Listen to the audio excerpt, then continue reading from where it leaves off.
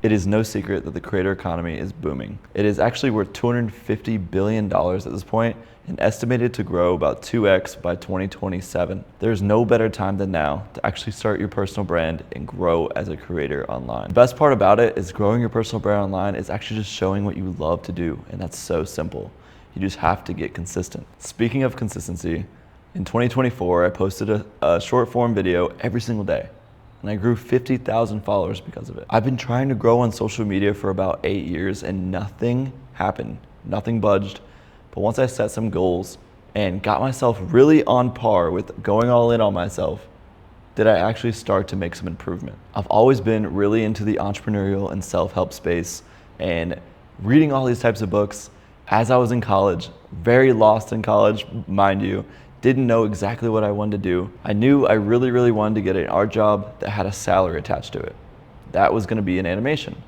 The salary, for me, now that I look back on it, was a scarcity mindset. I needed something that was going to pay me in a safe way, give me health insurance, make my family happy. I was super lost. I was just taking classes as slow as physically possible because I didn't want college to end, and actually me realized that I didn't know what I wanted to do. I didn't want to uproot my life, move to California, and live way above my means just to have a job that was paying me the same as I was making as a part-time server. All this time diving into self-help and entrepreneurial books, I realized that I really was entrepreneurial minded, and I didn't necessarily know how to go about it without starting up a lawn care business or starting up a pressure washing business. Those were just like always in my head and just something that was super simple from when I was a kid.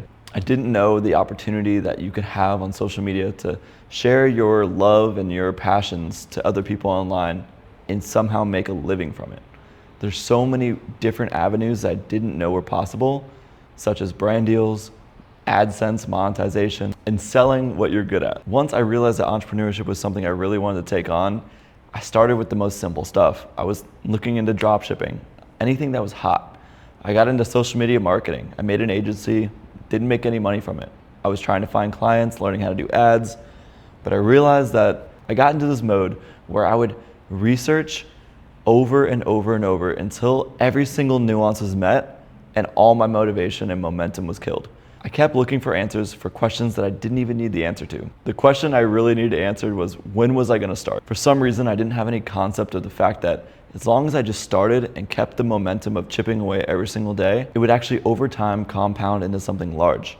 I kept getting stuck in failure after failure at different business models.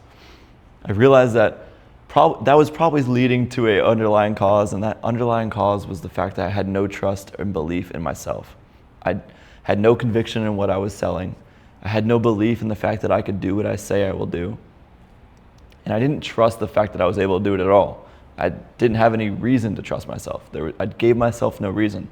I was very lackadaisical with how I thought about things, and I was very wishy-washy when it came to how I talked to myself and what I got done. So over a few years, I kept chipping away on like what I need to do. I took a sales job. I had to work 8 a.m. to 8 p.m. So in the sales job, you work about 1 month or 2 months as a setter, and then eventually you get cleared to close and you can actually sell your own deals. It took me an extra month to actually get cleared to close. And I started to feel that analysis paralysis happening again at a job that was 100% commission, and I wasn't gonna make any money if I didn't produce. I started to produce a little bit. I was around high performers, people that would wake up at 5 a.m., people that would work all throughout the day without any hitches. And I was like, what is the difference between them and me? Like, what are they doing that I'm not? It was all based around mindset, determination, and understanding their actual goals. I didn't have any underlying goals. I felt like I didn't have a single goal that I really cared about. I was very, like I said before, lackadaisical with my mindset and how I thought about myself. Not that I had a terrible outlook on myself at all. The issue was I just didn't care that much. I needed to care more about what position I was in and what I was actually doing with my life. Working in a restaurant wasn't gonna cut it anymore. I worked in construction, entertainment, multiple different restaurants, a sales job, and the one thing that I could deduct out of all those experiences was the fact that I didn't want to work for somebody else. I wanted to have my own thing. I wanted to pour my passion of entrepreneurship, discipline, and make it into something that I could feel satisfied with and feel passionate about. When I was growing up, YouTube was just on the climb, and that inspired me and a few neighborhood kids to start making videos, start a little production. We're doing stop motion animation and making little fun skits in the neighborhood. Flash forward to nowadays, still doing the same similar thing. I love and have a passion for making videos and inspiring others to do the same. Somewhere in the middle of that timeline, I graduated high school and I decided to start making art once again. In high school, I thought art was not the way to go, and it just didn't seem like it fit into the social ladder I was trying to climb. I realized quickly that by just posting my art on social media, people started to see me as an outlet for commissions or just to ask me questions about art. So on a very small scale, I was able to start gathering commissions from friends and family to support me along with the job I was working. And that leads me to 2024. I posted every single day, sometimes multiple times a day. Sure, I might have regurgitated some content, reused some clips, but what that really taught me was that I was able to go all in on myself mentally and achieve a goal that I didn't think was possible. I would oftentimes do about 2 weeks of posting every day and go 3 to 4 months without seeing a single post in my feed. Friends would pull me aside at outings and say, "Hey man, I love your art. Like, what's going on? Are you just like, are you in a creative block or what's happening?" And I realized at first I was embarrassed when people would come up to me and ask me those things, but what it really was teaching me is that there was something there, like a spark kept getting lit and it would go out. What I needed to do was take that spark and make it into a gigantic fire that would never go out. Like, no joke, like I would go to these events, outings, multiple different friends would say, "Dude, I'm loving your content. Like, are you posting every day? You're gonna keep posting?" Then when I would see them in about 2 months or so, they'd be like, "Hey man, are you like, how's the art going?" Meanwhile, in the back of their mind, they're going like, "Hey, are you still doing that stuff?" Like, in the back of their mind, they were thinking, okay, Joey has stopped this entirely, and I kept getting so internally embarrassed, trying to scrounge up different excuses. I'm like, I'm so busy at work, or I'm doing this, and that. What that all boiled down to was that I wasn't making time for myself. I wasn't making time for my future and like investing my energy and time into growing and compounding into something more. But what I didn't realize was that building a personal brand was almost all of those into one. If you wanted to be an entrepreneur, you can do so by having a personal brand online. As I've grown my personal brand, I have unlocked so many entrepreneurial-like activities that I did not know is possible just by being online. But after trial and error and failure after failure, I finally settled on the fact that I was just gonna do my art and be sold on myself. It took me that long to find self-belief, and figuring it out meant that I needed to actually trust myself to do the work. So I'm not exactly here to tell you that building a personal brand is exactly right for you, but if you feel lost and you're maybe just leaving college or in college, or you wanna be an entrepreneur but you don't necessarily know what business to start, it's always safe to start with your personal brand first, because that can open up so many doors for you. But now that I'm 28, I know that there is so many times where I've gone back and thought, wow, I wish I would have started this 2 years before, because I would have been so much more ahead. But that's where that analysis paralysis kicked in, and I didn't start when I wanted to. This is finally the time where I've kind of pushed all that away, and I'm all in every single day, doing what I need to do to grow here on social media and to grow my business as a whole. Being sold on yourself is probably the biggest limiting factor that I actually went through. I wasn't sold on the fact that I was able to even sell my own artwork, the one thing I was passionate about at the time, to anyone. So once I was able to do that, the world was my oyster, and my mind opened up into possibilities that I didn't even know was possible, like literally. I'm standing in my 600 square foot studio. Never would have thought I'd have the time, energy, or money to be involved in having all my art displayed in the studio. Back when I was like 18 or 19, I was sitting in the living room with my grandma.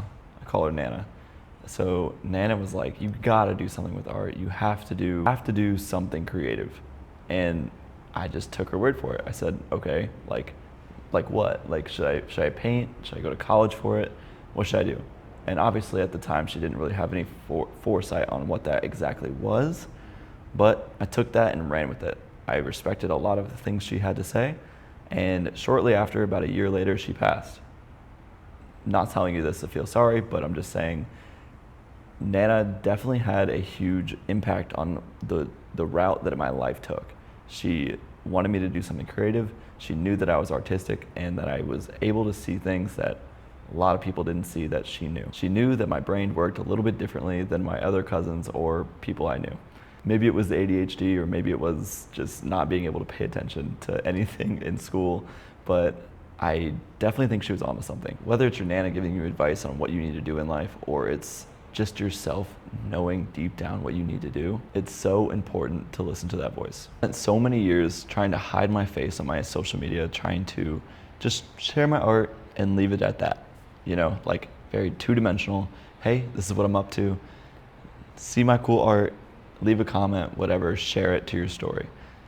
But it wasn't until I started sharing my face along with what I was doing that people started to resonate and they started to see themselves in what I was doing. So if I have any advice today, is to actually be a part of your work. I was so afraid to be put in the group chat, to be clowned on and made fun of. You know, that's definitely something we all kind of go through, that phase of being afraid to put our face out there because of ridicule. But once you realize that nobody cares, we all go through the barrier of being afraid of like posting your face online or being behind what you're doing because you're kind of taking ownership for it. And I've never met a hater doing better than me, just gotta say that, put that out there. When I stopped caring what other people thought about me on social media was when I started to grow.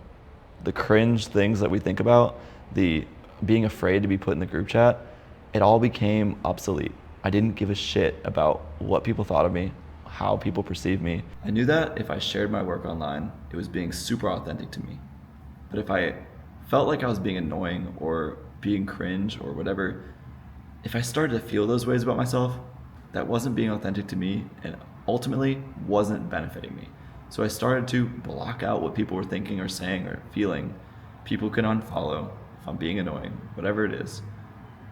And once I started to do that was when I really started to get tunnel visioned and be as consistent as I ever have been. And with all that being said, start your personal brand 2025. Start as soon as you can. You'll look back in 2 years and thank yourself for actually putting in the action and the effort to do what you said you will do. Link is in the description if you want to work with me directly. Thanks for watching. Hope this resonated with you. See you in the next one.